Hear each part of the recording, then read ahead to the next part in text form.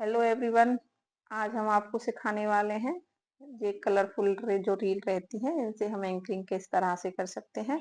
तो फ्रेंड्स, सभी के घरों पे रील मौजूद होती हैं जो मतलब किसी ना किसी के काम आ ही जाती हैं। तो फ्रेंड्स, अगर आप भी सिलाई करते हैं तो आप कुछ ना कुछ रील रखते हैं। तो मेरे सूट में इस तरीके का वर्क था जो ये रील मैं यूज कर रही हूँ। तो अगर आपके पास भी कलरफुल कोई सूट है उस पे आप कुछ डिजाइन बनाने का सोच रहे हैं तो इस तरह से आप एंकरिंग कर सकते हैं। काफी ज्यादा ट्रेंडिंग में चल रही है फिलहाल एंकरिंग वाली डिजाइन। तो यहाँ पे अब मैंने ये सभी रील्स के धागे ले लिए हैं इस तरीके से। इसको साइड करना है, नीचे डाल दीजिए आप, या जो धागा एकदम बराबर से आए सभी में, और आपको बॉबिन में इस तरीके से धागा डाल लेना है। तो आपको ना ये मशीन से नहीं डालना है, हाथ से ही आप सिंपल इस तरीके से है, क्योंकि सभी धागे हमें बराबर से और अच्छे से डालने हैं इसके अंदर। तो मैं मशीन की सहायता नहीं ले रही, इसे हाथ से ही डाल रही हूँ। तो काफी जल्दी बनकर ये रेडी हो जाते हैं फ्रेंड्स। तो इस तरीके से ही सेम आपको भी बॉबिन में धागा वगैरह डाल लेना है, और उसके बाद हम आपको बताएंगे किस तरह से आपको एंकरिंग करनी है। मशीन के ऊपर से हम एंकरिंग करेंगे तो धागा हमारा ना बार बार टूट जाता है। ऊपर की साइड से हम 2 रील्स से ही एंकरिंग कर सकते हैं, लेकिन जब हम नीचे की साइड बॉबिन में यूज करते हैं तो हम 5 रीलों को एक साथ चला सकते हैं फ्रेंड्स। तो यहाँ पे मैंने इसे लूज कर लिया है, स्टल वाले को, पेज को आपको लूज कर लेना है थोड़ा।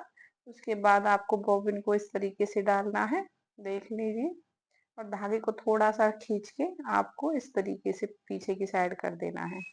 तो इस तरीके से धागे को डालने के बाद आप इसे नीचे की साइड से लगा दें।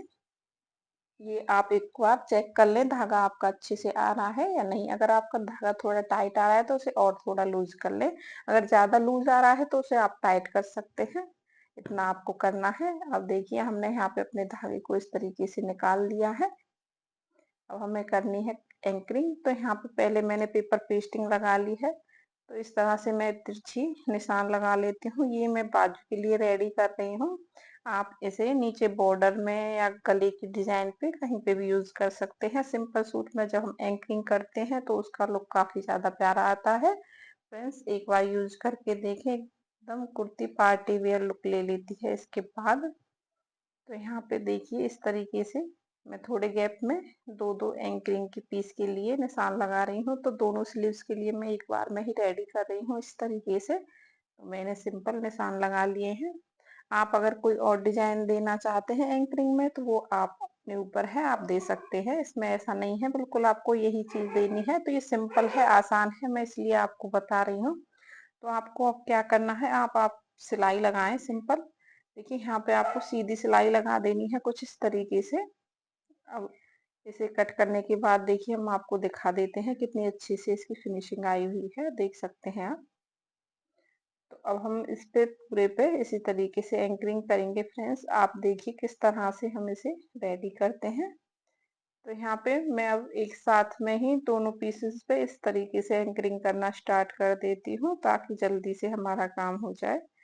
फ्रेंड्स, कुछ आपको भी कुछ इस तरीके से ही करते हुए जाना है। अगर आपको कहीं पे कुछ समझ में नहीं आता है तो आप कमेंट कर सकते हैं, जैसे मैं आपको हर एक वीडियो में बताती हूँ हमेशा। और अगर आप सिलाई सीखना चाहते हैं तो आप हमारे चैनल को सब्सक्राइब करें। वीडियो अगर आपको अच्छी लगे तो प्लीज लाइक करना बिल्कुल भी ना भूलें। तो चलिए, इसे हम कंप्लीट कर लेते हैं, उसके बाद हम आपको इसका फाइनल लुक दिखाएंगे। तो स्टेप बाय स्टेप आप पूरे पर देखिए किस तरीके से हम एंकरिंग कर रहे हैं। तो यहाँ पे देखिए, मेरा नीचे का धागा एक बार भी नहीं हट रहा है।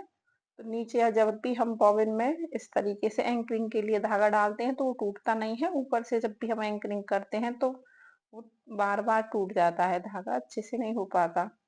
तो ये भी आपको ट्राई करना है जरूर। अब स्टेप बाय स्टेप मैं सभी को कवर कर लेती हूँ। इसके साथ आप कोई भी डिजाइन यूज कर सकते हैं, जैसे मतलब आपको अच्छी खासी डिजाइन मशीन से बनाना आता है। जैसे कि हम बुकरम वगैरह पे, मोहरी सलवार की मोहरी पे भी कोई भी डिजाइन बना लेते हैं ना, जो वो आप एंकरिंग से बना सकते हैं। सलवार की मोहरी पर भी आप एंकरिंग को यूज कर सकते हैं, काफी अच्छा लुक आता है उससे। तो इसी तरीके से फ्रेंड्स, आपको सेम एंकरिंग करनी है। मैंने आपको बता दिया है आप कहाँ कहाँ पे कर सकते हैं इस तरह से एंकरिंग। तो इसी तरीके से हमने ये कंप्लीट कर लिया है, बस 2 पीस और हमारे रह चुके हैं, इनको कंप्लीट हम कर लेते हैं। उसके बाद हम आपको इसका फाइनल लुक दिखाने वाले हैं कि कितनी अच्छे से सेट हुआ है। देखिए, पेपर पेस्टिंग लगाना कंपल्सरी है अगर आप एंकरिंग कर रहे हैं, और पेपर पेस्टिंग नहीं लगाते तो आपके कपड़े पर बिल्कुल भी फिनिशिंग नहीं आएगी। अगर आपके पास पेपर पेस्टिंग नहीं है, आप बुकरम भी यूज़ कर सकते हैं, ऐसा नहीं है कि पक्का पेपर पेस्टिंग ही आपको यूज़ करनी है। अगर है तो आप पेपर पेस्टिंग ज़रूर यूज़ करें। ये सलवार के मोहरी में और ऊपर जो हमारे गले बनते हैं, इसमें यूज़ की जाती है। मार्केट में काफ़ी आसानी के साथ पेपर पेस्टिंग मिल जाती है, और बुकरम के कम रेट में ही मिलती है। बुकरम थोड़ा महँगा पड़ता है, ये और कम मिल जाती है आपको। तो यहाँ पे हमने इस तरीके से एंकरिंग कर ली है पूरे पर। तो एक और हमारी पीस बची हुई है यहाँ पे, इस पे और कर देते हैं। उसके बाद हम फ्रेंड्स आपको दिखाएंगे इसका फाइनल लुक। तो यहाँ पे कंप्लीट बिल्कुल हो चुकी है। इसके बाद देखिए कितने अच्छे से कंप्लीट कलर उभर कर आ रहे हैं ब्लैक कलर पर, और भी ज्यादा प्यारे लग रहे हैं ये सारे वर्क। तो इसे हमें फोल्ड करना है अभी, और फोल्ड करने के बाद देखिए बाजू पे इस तरह से इसका लुक आया हुआ है, आप देख सकते हैं। जो सूट में कलर थे मैंने उससे मैचिंग की रील ली है इसमें,